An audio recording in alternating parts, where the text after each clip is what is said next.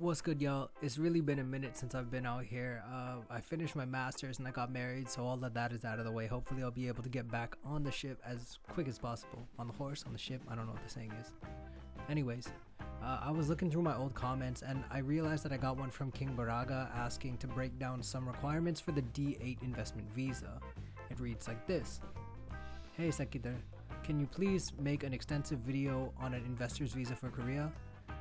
There's not much info on it from the English side of things, and someone who knows Korean fluently would have an easier time pulling info, especially for the D8 visa being extremely vague on the 90k investment required for the visa, 90k US obviously. It states, investment in a business run by a Korean citizen, but does that mean I can buy $90,000 worth of coupon stocks? Naver, Samsung, or does it mean I need to invest in a tech company upstart, and the F2 being vague on the location where your 450k real estate investment needed to be located to qualify, etc, etc. Now today I'm gonna go do my best to explain the D8 visa to the best of my knowledge. You're watching Sekidar, and this is a breakdown of the basic requirements for the D8 visa and other investor visas in the Republic of Korea.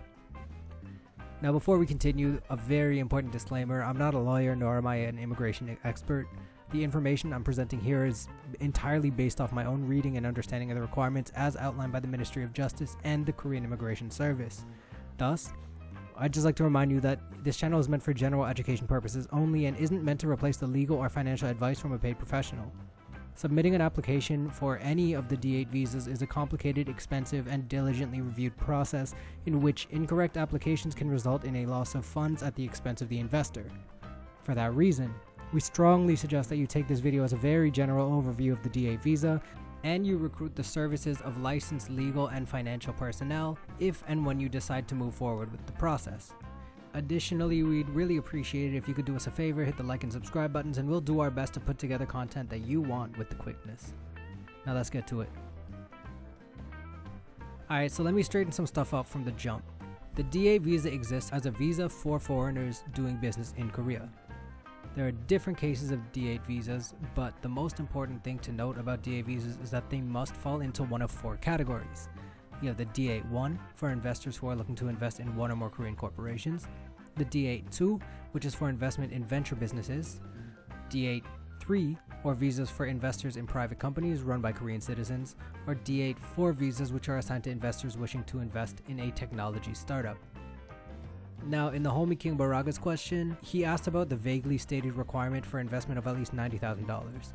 The closest thing that I can identify as being the source of this number has to do with the minimum investment of at least 100 million won or more required if one intends to invest in an existing company, be it an existing corporation or private development. This requirement applies to both the D8-1 and D8-3 visas. However, in these cases, there are a couple more stipulations that must be considered in addition to the stated amount. Specifically, the requirements for both visas include not only an investment in the company of at least 100 million won, but ownership of at least 10 out of 100 or 10% of the voting shares of said company. So, if for example an investor put 100 million won into Kupang, at the current price it would buy them about 10,000 shares since the stock is trading at just over $9 per share.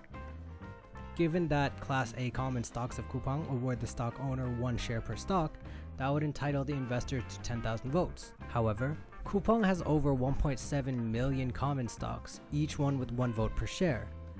Then you have to consider Class B stocks, which allow for 29 votes per share, and this means that the investor in this instance would not be able to apply for an investor visa in this particular investment because they wouldn't even be close to owning that 10% of votes required for consideration.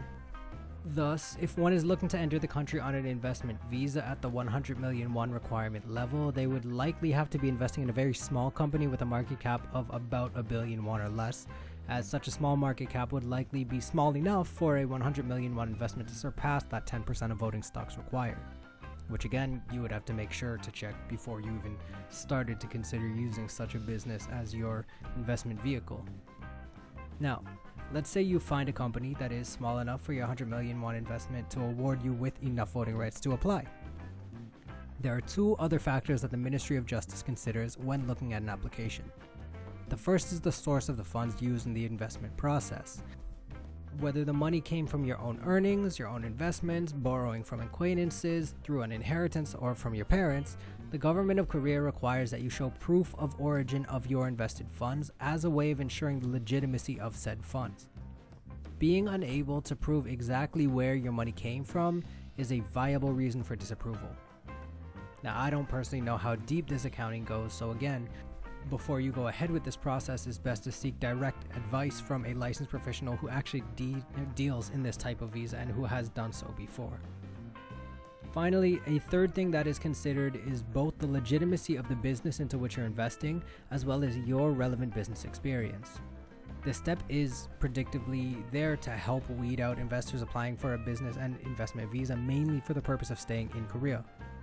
In other words, this stipulation exists to ensure that the applicant is actually looking to legitimately do business in a legitimate business in a field that they have some expertise or experience doing business in, and not simply applying to enter the country in bad faith.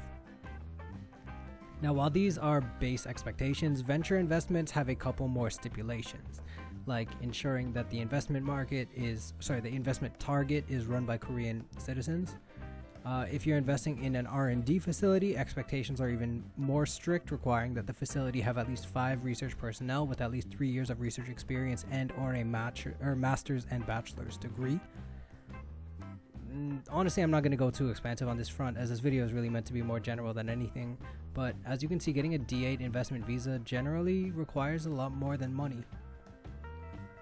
Now, it seems from the comment as if Kimboraga was asking less about the D8 specifically and more about visas based on significant investment, for which you also have the Immigrant Investor Scheme for public businesses, aka the IISPB, aka the F2 visa.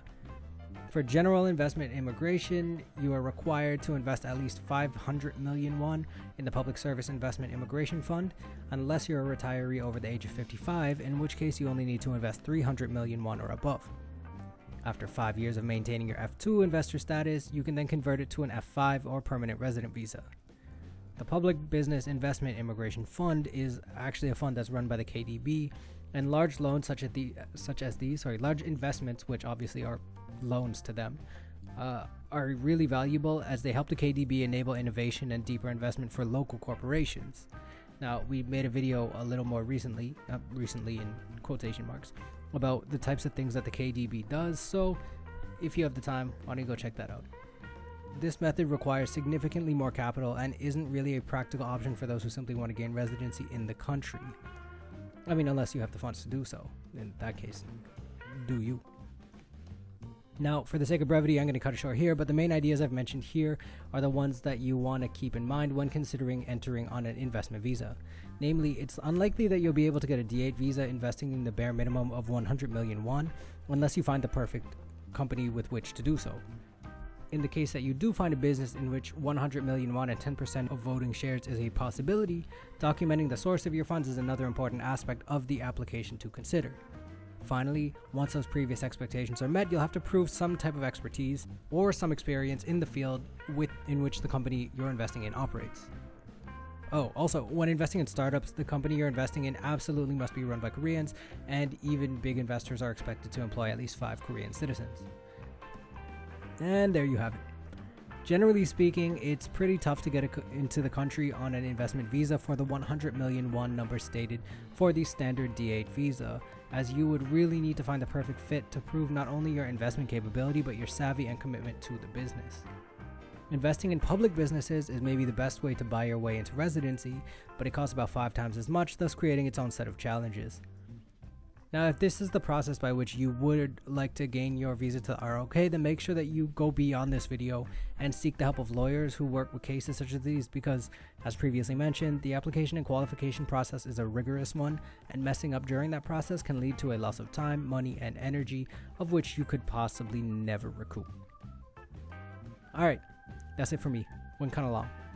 I hope this answers any questions out there, and if I may recommend a couple other English resources, you may want to check out Immigration Korea's visa homepage, which gives really cursory overviews of each visa, as well as ImmiKorea, which is an official visa agency that has info in English, Korean, and Chinese.